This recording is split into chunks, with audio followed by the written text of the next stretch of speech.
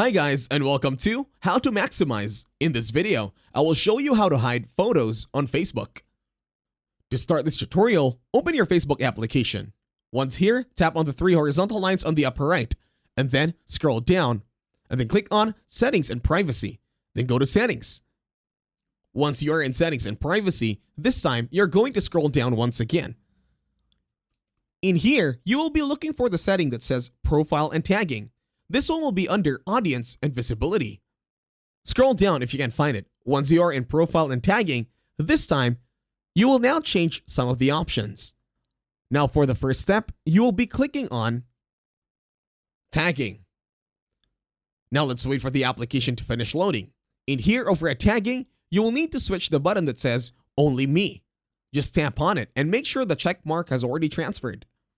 Once done, you're now going to be looking for Posts on Profile. Wait for the application to load once again, and then, this time, you'll switch to Only Me, the one with the lock icon.